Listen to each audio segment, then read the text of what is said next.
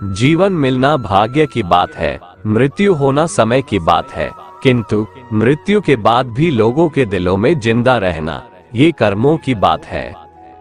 जैसे एक बच्चा हजारों गायों की भीड़ में भी अपनी माँ को ढूंढ लेता है, वैसे ही कर्मों का फल करोड़ों लोगों के भीड़ में भी अपने कर्ता को ढूंढ ही लेता है। मनुष्य जो भी कर्म प्रेम और सेवा की भावना से करता है वह उसे परमात्मा की ओर ले जाता है, परंतु मनुष्य जो भी कर्म घृणा के भाव से करता है वह उसे परमात्मा से दूर ले जाता है। श्री कृष्ण कहते हैं, कर्म तेरे अच्छे हैं तो किस्मत भी तेरी दासी है, और अगर नियत तेरी अच्छी है तो घर में भी मथुरा और काशी है।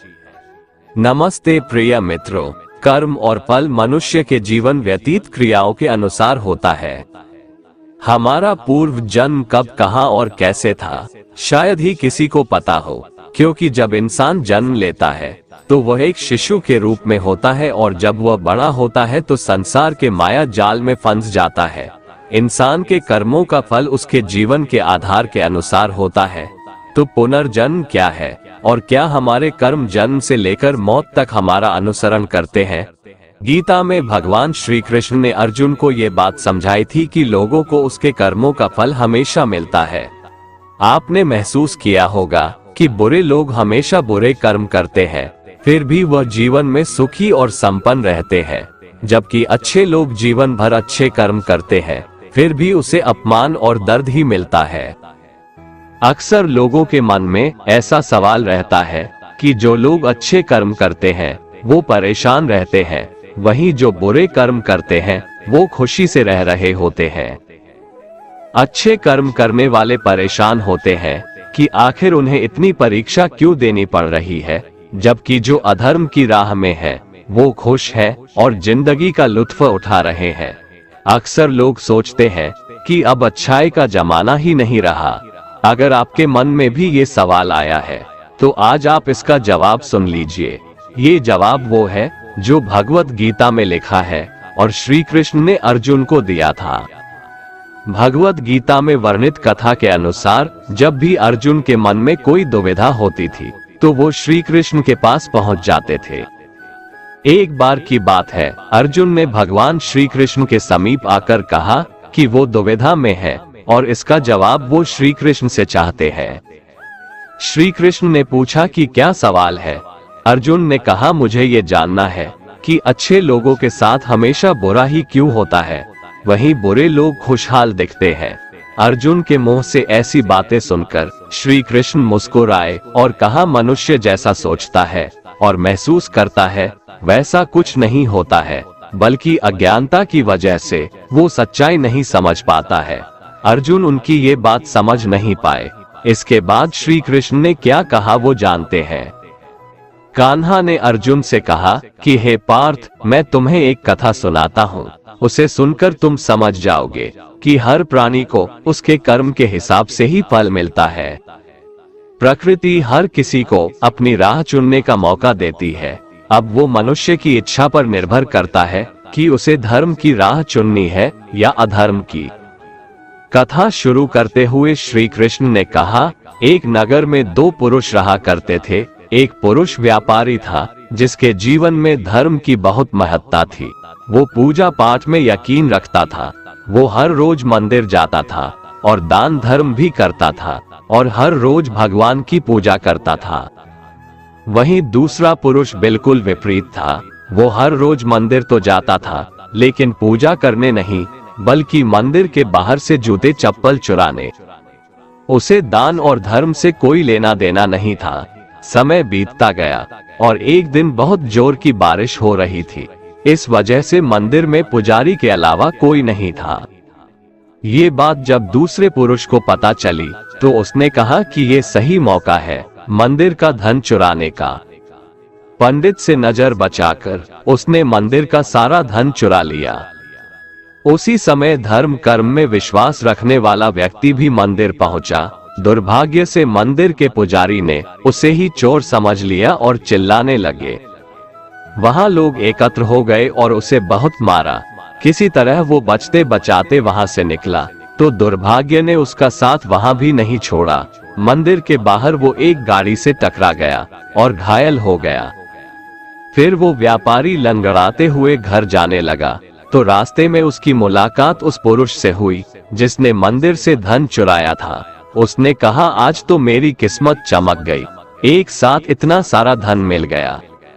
ये सब देखकर उसे बहुत बुरा लगा और उसने अपने घर से भगवान की सारी तस्वीरें निकाल दी। कुछ सालों बाद दोनों की पुरुषों की मृत्यु हो गई। मरने के बाद जब दोनों यमराज की सभा में पहुंचे और भले पुरुष ने दूसरे व्यक्ति को देखा तो उसे बहुत गुस्सा आया। उसने क्रोधित होकर यमराज से पूछ ही लिया, मैं तो हमेशा अच्छे कर्म करता था, दान में विश्वास रखता था, उसके बदले जीवन भर मुझे अपमान और दर्द ही मिला और इस व्यक्ति को नोटों से भरी पोटली, आखिर ऐसा भेदभाव क्यों? इस पर यमराज ने कहा, पुत्र तुम गलत समझ रहे हो।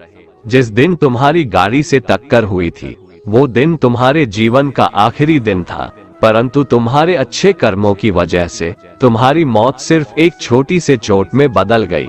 तुम इस दुष्ट व्यक्ति के बारे में जानना चाहते हो? दरअसल इसके भाग्य में राजयोग था, मगर इसके कुकर्मों और अधर्म की वजह से वो सिर्फ एक छोटी सी धन की पोटली में बदल गया। कथा सुनाने के बाद श्री कृष्ण अर्जुन से कहते हैं, पार्थ क्या अब तुम्हें तुम्हारे सवाल का जवाब मिल गया? ऐसा सोचना कि भगवान तुम्हारे कर्मों को नजरअंदाज कर रहे हैं, ये बिल्कुल भी सत्य नहीं है। भगवान हमें कब, क्या, किस रूप में दे रहा है मनुष्य को समझ में नहीं आता है, मगर आप अच्छे कर्म करते रहें तो भगवान की कृपा हमेशा बनी रहती है। इसलिए अपने अच्छे कर्मों को बदलना नहीं चाहिए, क्योंकि उसका फल हमें इसी जीवन में मिलता है। इसलिए मनुष्य का फर्ज है कि वो हमेशा अच्छे कर्म करते रहें, क्योंकि श्री कृष्ण ने गीता में भी बताया है कि किसी के द्वारा किया गया कर्म बेकार नहीं जाता है, चाहे वो अच्छा हो या बुरा। दोस्तों, हम जैसा कर्म करते हैं वैसा ही हमें फल मिलता है। अगर हमने अच्छे कर्म किए होते हैं तो उसका हमें अच्छा फल मिलता है, और बुरे कर्म किए होते हैं तो हमें उसका फल बुरा मिलता है। अगर हमारे साथ कुछ बुरा होता था तो पहले लोग ऐसा बोलते थे कि जरूर उसने पिछले जन्म में कुछ बुरा किया होगा, इसलिए इसके साथ ऐसा इस जन्म में हुआ। लेकिन अगर हम बात आज के जमाने की करें तो हमें अपने कर्म का हिसाब भी इसी जमाने में चुकाना पड़ता है। पहले भगवान नोट और कलम लेकर सभी के कर्म का हिसाब करते थे, इसलिए पिछले जन्म का हिसाब इस जन्म में होता था। लेकिन आज तो इंटरनेट का जमाना है, इसलिए भगवान भी लैपटॉप लेकर बैठते हैं और सभी के कर्म का हिसाब इसी जन्म में होता है। ये कहानी भी कर्म के बारे में ही है। हमारा जैसा कर्म होता है वैसा ही फल हमें मिलता है। एक छोटे से गांव में एक लड़का रहता था। वो लड़का बहुत ज्यादा गरीब परिवार से था। वो अपनी स्कूल की पढ़ाई करता था और स्कूल के बाद लोगों के घर घर जाकर सामान बेचने का काम करता था। इस तरह घर घर जाकर सामान बेचकर उसे जो भी पैसे मिलते थे उसी में से वो अपनी स्कूल की फीस भरता था। वो लड़का हर रोज की तरह एक दिन स्कूल के बाद दोपहर को सामान बेचने के लिए निकला था। उसे बहुत जोर की भूख लगी थी। उसने ये तय किया कि मैं अब जिस भी घर पे जाऊंगा और सामान बेचूंगा उस घर से पैसे नहीं खाना मांग लूंगा। वो एक घर के पास जाता है और बाहर से दरवाजा खटखटाता है। उस घर में से एक लड़की बाहर निकलती है और वो दरवाजा खोलती है। उस लड़के ने उससे पानी मांग लिया। लड़की ने देखा कि ये लड़का बहुत थका सा है। वो लड़की अंदर जाती है और सोचती है कि ये लड़का बेचारा न जाने कब से इधर उधर सामान बेचता होगा, शायद उसे भूख लगी होगी। लड़की ये सब सोच रही थी और वो उसके लिए पानी की जगह पर दूध का गिलास लेकर उसे देती है। लड़का बहुत भूखा था, इसलिए वो दूध पी लेता है और बहुत खुश हो जाता है। उसे लगता है कि इस दुनिया में अभी भी इंसानियत जिंदा है। लड़का भगवान का धन्यवाद करता है। वो अब लड़की से पूछता है कि आपको मैं कितने पैसे दूं इस दूध के? लड़की ने कहा, मुझे आपसे कोई पैसे नहीं लेने हैं। मेरी माँ मुझे हमेशा ऐसा कहती है कि हमें दूसरों की मदद करनी चाहिए। लड़के ने कहा, आपको कुछ लेना है इस सामान में से? लड़की ने कहा कि आप कुछ मत दीजिए, मुझे कुछ नहीं लेना है। लड़के ने जाते हुए कहा कि मैं आपका दिल से धन्यवाद करना चाहता हूँ क्योंकि आपने मेरी मदद की। इतना बोलते हुए वो लड़का वहां से चला जाता है। कुछ समय के बाद इस लड़के ने अपनी स्कूल और कॉलेज की पढ़ाई पूरी कर ली और वो एक अच्छा डॉक्टर बन गया। ये लड़का अब एक शहर में अच्छे हॉस्पिटल में डॉक्टर था। इधर इस लड़की के घर वालों की आर्थिक परिस्थिति दिन व दिन बिगड़ रही थी। एक दिन ऐसा आया कि ये लड़की बहुत बीमार हो गई। लड़की को उसके घर वाले उसी हॉस्पिटल में ले जाते हैं जिस हॉस्पिटल में ये लड़का डॉक्टर था। उस लड़के के पास ये लड़की का केस आता है। लड़का लड़की का एड्रेस देखता है तो उसे पता चलता है कि ये तो वहीं का एड्रेस है जहां पर मैं अपने स्कूल के समय सामान बेचने जाता था। लड़के को अब उस लड़की को देखकर याद आ जाता है कि ये तो वही लड़की है जिसने मुझे मदद की थी। जब मैं भूखा था तब उसने मुझे दूध पीने के लिए दिया था। लड़का उस लड़की का इलाज अच्छे से करता है और अपनी टीम को भी इसके इलाज में कोई कमी नहीं रहनी चाहिए ऐसा बोलता है। वो लड़की ठीक हो जाती है।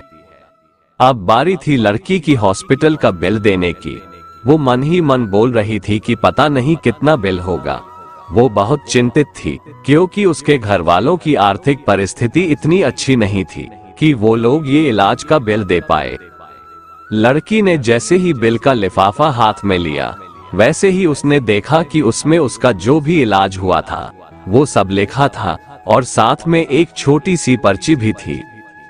उस पर्ची में लिखा था कि आपने इलाज का बिल बहुत सालों पहले एक गिलास दूध से पे कर दिया है।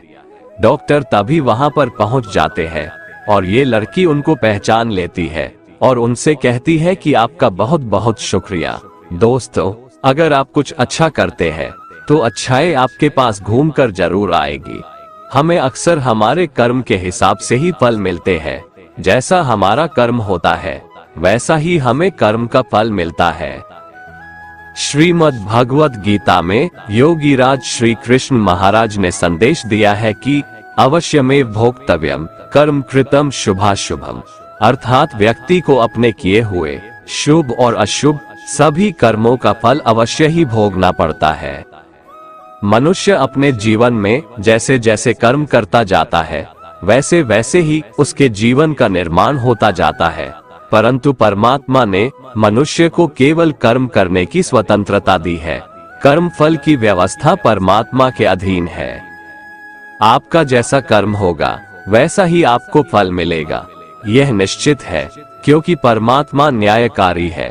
परमात्मा मनुष्य द्वारा किए जाने वाले प्रत्येक कर्मों को जानने वाला है। परमात्मा के आगे किसी की सिफारिश नहीं चलती। परमात्मा को कोई रिश्वत नहीं दे सकता, इसलिए परमात्मा को पूर्ण न्यायकारी कहा गया है। परमात्मा की अटल न्याय व्यवस्था से कोई भी आज तक न तो बचा है और न ही आगे बचेगा।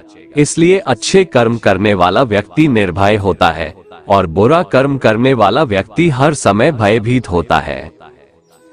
अब सवाल ये है कि कर्मों का फल क्यों भोगना पड़ता है? क्या इसे टाला नहीं जा सकता है? दोस्तों, भगवत गीता के अनुसार कर्म का फल बिल्कुल भी टल नहीं सकता। हम चाहे कितनी भी चालाकियां कर ले, कितने भी होशियार रहें, बेशक पूरी दुनिया की आंखों में धूल झोंक दे, बेशक आप इस बात को जान ना पाए, बेशक हम सभी अपने कर्मों से अनजान बने रहें, सब भूल सकते हैं, दुनिया भुला सकती है, पर कर्मफल निरंतर चुपचाप एक छाया की तरह अदृश्य शांत चित हमारे संग संग चलता रहता है। दोस्तों, कर्मफल कभी टाला नहीं जा सकता है। टालना हमारे बस में है ही नहीं। कई बार हमारे चालान होते हैं, कोई चीज चोरी होती है, दुर्घटनाएं होती रहती है, पैसा डूब जाता है। जिस तरह बुराई का फल बुरा होता है, उसी तरह अच्छाई का फल भी अच्छा होता है। ये फल हमें कभी भी, कहीं भी, किसी भी रूप में भुगतना पड़ेगा ही। सिर्फ और सिर्फ एक कंडीशन पर ये टल सकता है। असल में टलेगा तो नहीं, पर इसका दर्द कम जरूर हो सकता है। वो ये कि अगर हम अपनी गलतियों को कबूल कर ले और परमात्मा की शरण में जाए, आत्मसमर्पण करें और अच्छे कर्म करने शुरू कर दें, तभी हम अपने गलत कर्मों से होने वाली पीड़ा से बच सकते हैं, बशर्ते ईश्वर हमें माफ कर दे। हमारे इस जन्म में किए गए प्रबल कर्म का फल हमें इसी जन्म में मिल जाता है। शेष छूट-पुट व प्रत्यक्ष परोक्ष भले बुरे कर्म हमारे कर्मों के संचित कोष में जमा होते रहते हैं, जो प्रारब्ध कर्म के फल रूप में हमारी जीवात्मा को विभिन्न 84 लाख योनियों में ले जाते हैं। यही 84 का चक्कर कहा जाता है। कुल मिलाकर कहा जा सकता है कि कर्म का फल जन्मों जन्मों तक हमारा साथ नहीं छोड़ता है।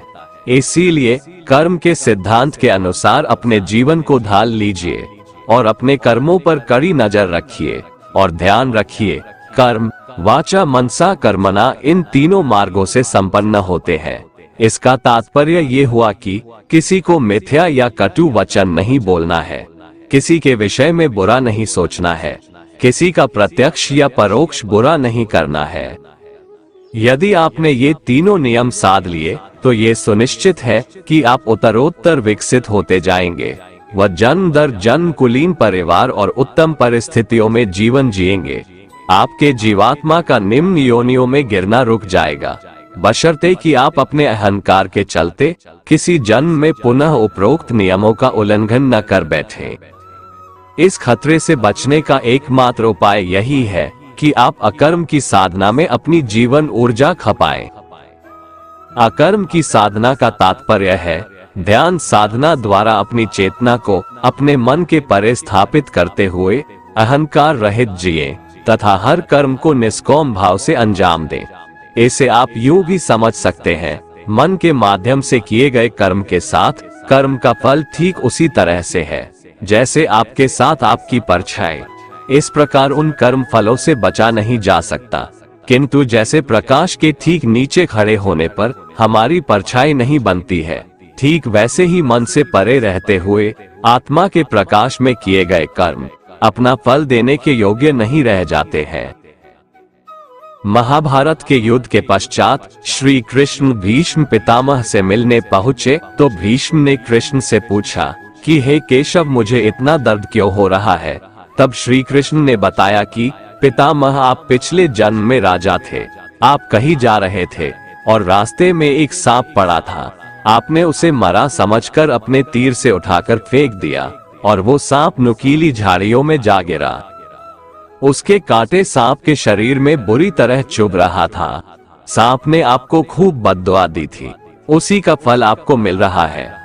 जो कांटों का दर्द उसे हो रहा था, वही दर्द आपको तीरों की सैया के नुकीले बाण से हो रहा है। दोस्तों, इस प्रसंग से भी यह सिद्ध होता है कि पूर्व जन्म के कर्म का फल भोगना ही पड़ता है। दोस्तों, अब सवाल ये उठता है कि क्या इन कर्मों से छुटकारा पाने का भी कुछ उपाय है क्या? इसके लिए भगवान श्री कृष्ण ने गीता के 4 अध्याय में जो बताया है उसे सुनते हैं। श्री भगवान कहते हैं कि जो मनुष्य कर्म तो करता है लेकिन उस कर्म में अकर्म को देखता है, अर्थात ये नहीं सोचता है कि मैं ही करता हूँ, वह खुद को एक माध्यम समझता है, वह फल की इच्छा नहीं रखता, वह जानता है कि संपूर्ण कर्म परमात्मा द्वारा हो रहा है, ऐसे मनुष्य को कर्म नहीं बांधता है। जो पुरुष समस्त कर्मों में और उनके फल में आसक्ति का सर्वथा त्याग करके संसार के आश्रय से रहित हो गया है और परमात्मा में नित्य तृप्त है, उसके लिए भगवान की भक्ति के अलावा और कोई कर्म नहीं रह जाता है। अर्थात वह कर्म करते हुए भी वास्तव में कुछ भी नहीं करता। जिसने अपने मन और इंद्रियों को जीत लिया है और जिसने समस्त भोगों की सामग्री का परित्याग कर दिया है, ऐसा आशा रहित पुरुष केवल शरीर संबंधी कर्म करता हुआ भी पापों को नहीं प्राप्त होता है। जिसको बिना मांगे जो मिले उसी में संतुष्ट रहता है, जो न किसी से ईर्ष्या करता है और न द्वेष, जो सुख दुख को एक समान भाव से देखता है, ऐसा मनुष्य कर्म योगी कहलाता है। जिसकी आसक्ति सर्वथा नष्ट हो गई है, जो अपने देह पर अभिमान नहीं करता और जो ममता से रहित हो गया है, जिसका चित्त निरंतर परमात्मा के ज्ञान में स्थित रहता है, वैसा कर्मयोगी अपना कर्म यज्ञ की तरह करता है और मोक्ष को प्राप्त होता है। जो अपना सब कुछ परमात्मा को अर्पित कर देता है, जिसके लिए परमात्मा ही सब कुछ है, जो अपने हर कर्म में परमात्मा को देखता है और हर कर्म परमात्मा के लिए करता है, वैसा कर्मयोगी मोक्ष का अधिकारी होता है। भगवान श्री कृष्ण कहते हैं, किसी का अच्छा ना कर सको तो बुरा भी मत करना, क्योंकि आपके हर कर्मों का फल आपको ही भोगना है, चाहे वो कर्म अच्छा हो या बुरा। मित्रों, एक समय की बात है, एक महात्मा अपने शिष्य के साथ घूमने के लिए निकले। चलते चलते जब महात्मा और उनका शिष्य एक तालाब के पास से गुजर रहे थे, तो उन्होंने वहां एक मछुआरे को पानी में जाल डाले मछली पकड़ते हुए देखा। शिष्य को ये बात बहुत बुरी लगी और वह मछुआरे को अहिंसा परमो धर्म का उपदेश देने लगा, लेकिन मछुआरा उसकी कोई बात समझने को तैयार नहीं हुआ। मछुआरे ने कहा कि मछली पकड़ने का काम मुझे मेरे पिताजी ने दिया है और मैं अपने पिता की आज्ञा का अवहेलना नहीं करूंगा। लेकिन जब शिष्य की बात मछुआरा नहीं माना, तो दोनों के बीच में लड़ाई झगड़ा शुरू हो गया। दोनों को झगड़ते देख महात्मा ने शिष्य का हाथ पकड़ा और अपने साथ ले गए। महात्मा ने शिष्य को कहा, बेटा, हमारा काम तो सिर्फ समझाना है, लेकिन भगवान ने हमें सजा देने के लिए धरती पर नहीं भेजा है। शिष्य ने कहा, गुरुजी, हमारे राजा को इस तरह के लोगों के बारे में पता है जो इस तरह के बुरे कार्य करते हैं, फिर भी राजा इन लोगों को दंड नहीं देते हैं। आखिर इस तरह के लोगों को सजा कौन देगा? शिष्य की बात सुनकर महात्मा ने कहा कि बेटा, तुम परेशान मत हो, इनको सजा देने वाली भी एक अलौकिक शक्ति इस दुनिया में है, जो सब कुछ जानती है। भगवान की नजर सबके ऊपर है और वह सबके कर्मों का हिसाब रखते हैं, इसलिए तुम अभी चलो, तुम्हारा उससे झगड़ा करने का कोई फायदा नहीं है। शिष्य गुरु जी की बात सुनकर संतुष्ट हो गया और उनके साथ चल दिया। इस बात को बीते हुए 2 वर्ष का समय निकल चुका था। एक दिन महात्मा और उनका शिष्य फिर उसी नदी के पास से गुजर रहे थे। शिष्य भी 2 साल पहले वाली मछुआरे वाली घटना भूल चुका था। वहां उन्होंने एक घायल सांप को देखा जो बहुत परेशानी में था। उस सांप को हजारों चींटियां नोच नोच कर खा रही थी। शिष्य ने ये दृश्य देखा तो उसका दिल करुणा से भर गया। उससे ये सब देखा नहीं गया।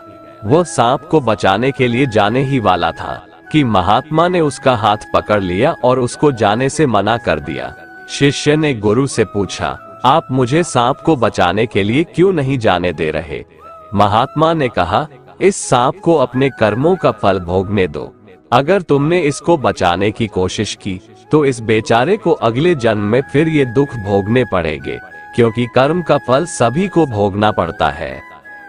शिष्य ने महात्मा से पूछा कि गुरुजी, इसने ऐसा कौन सा कर्म किया है जो यह इतना भयंकर कष्ट भोग रहा है?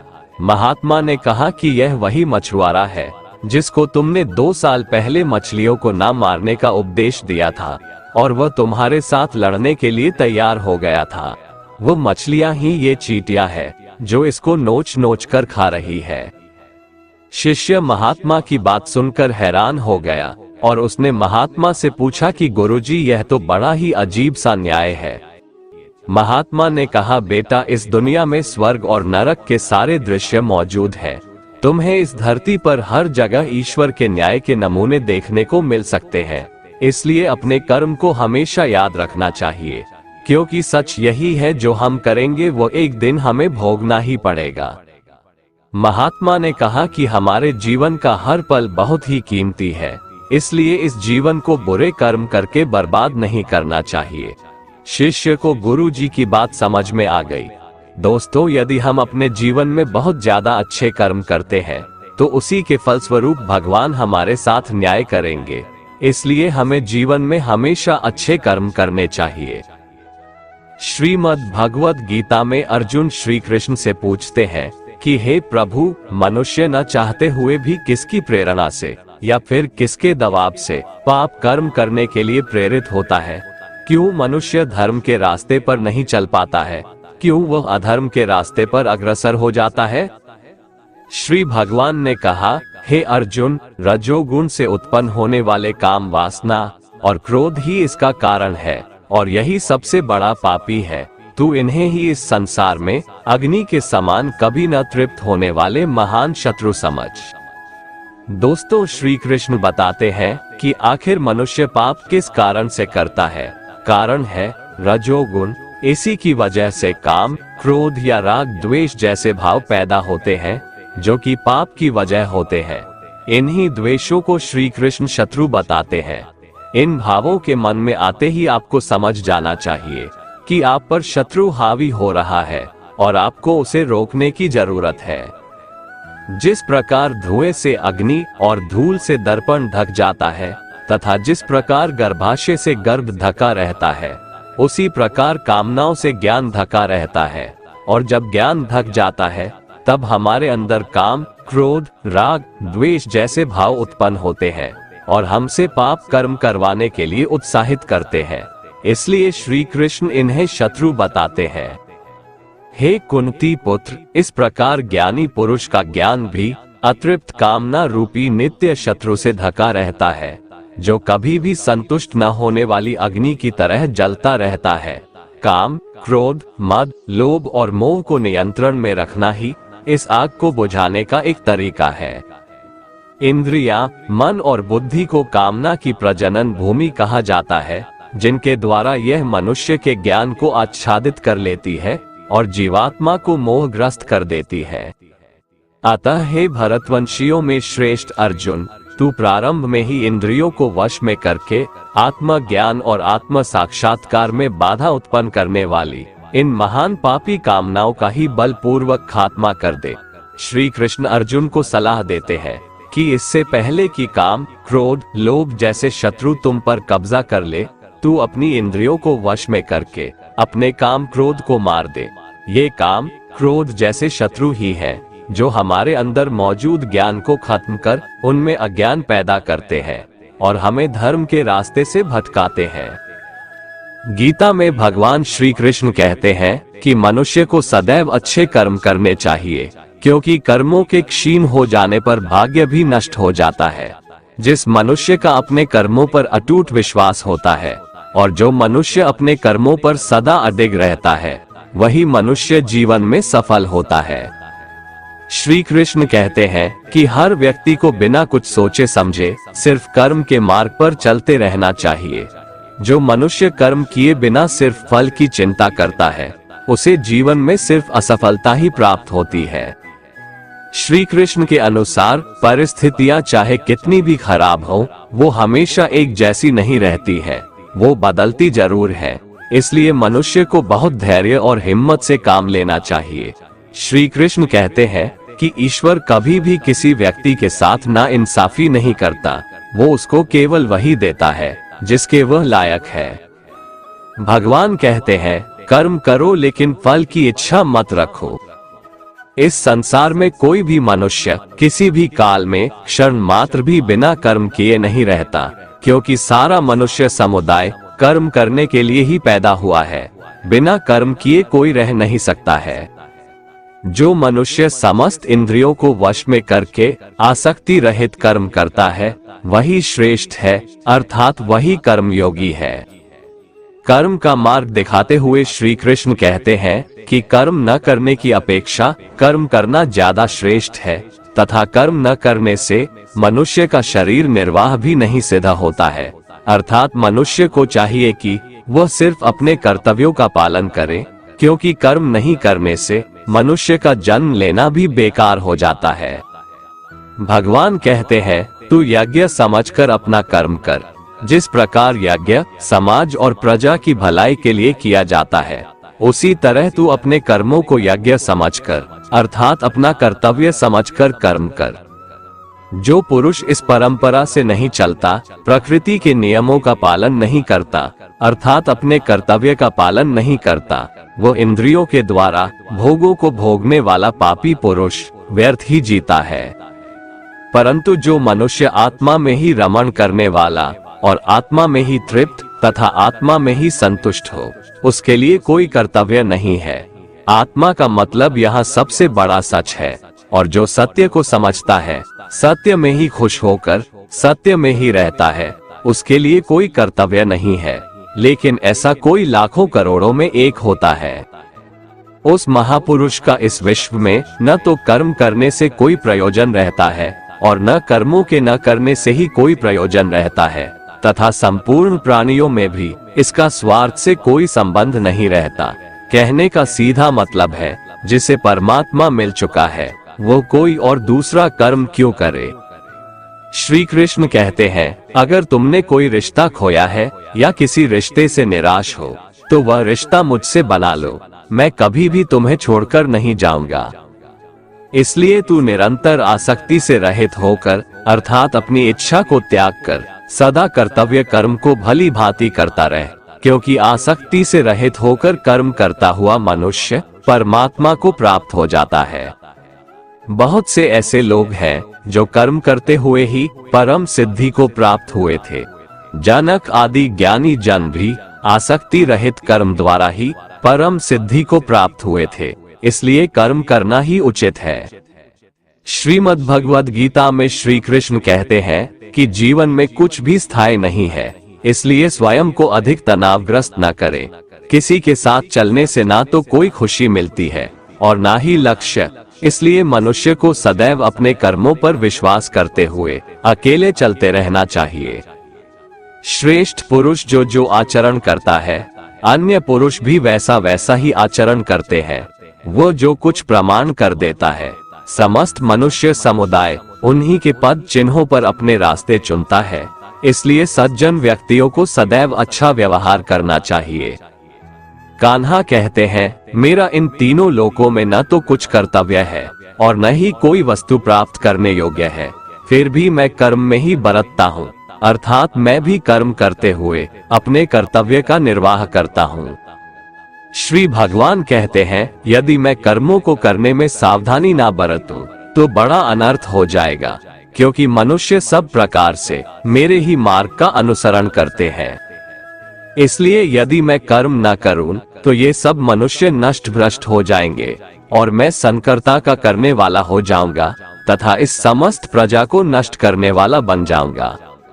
जिनमें समझ नहीं होती वो कर्म में आसक्त होकर कर्म करते हैं। आसक्ति रहित विद्वान को भी चाहिए कि वह भी लोगों को सही दिशा दिखाने के लिए उसी प्रकार कर्म करे।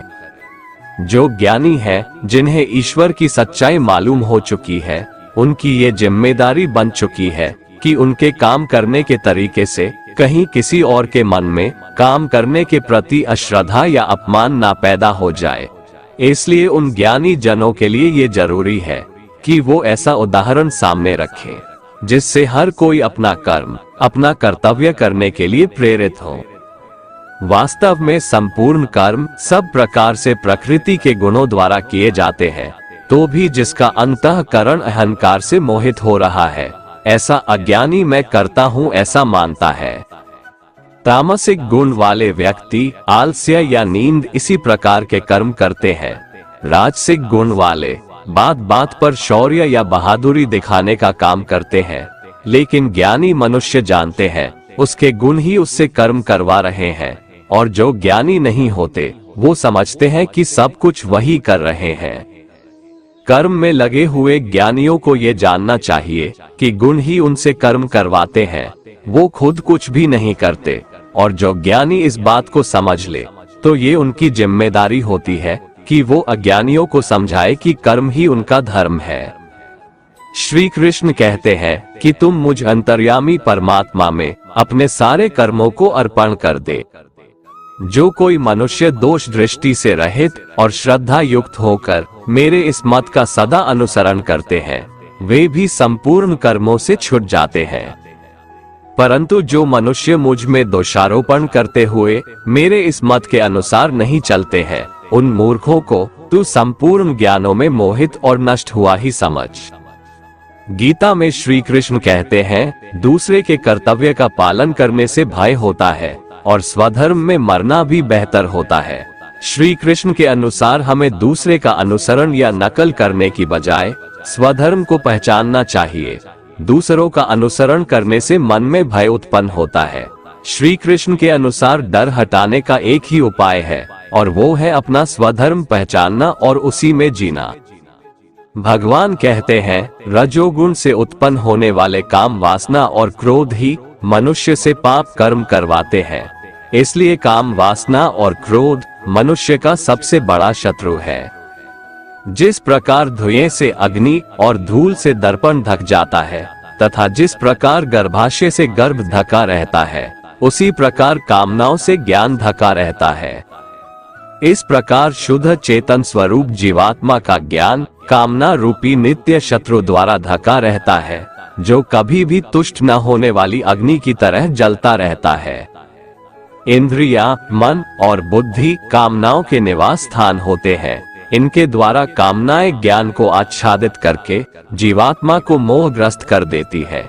इसलिए मनुष्य को चाहिए कि प्रारंभ में ही इंद्रियों को वश में करके और आत्मज्ञान और आत्म साक्षात्कार में बाधा उत्पन्न करने वाली इन महान पापी कामनाओं का ही बलपूर्वक खात्मा कर दे और कर्म योग के द्वारा परमात्मा की भक्ति करके समस्त कर्मों से छुटकारा प्राप्त कर ले।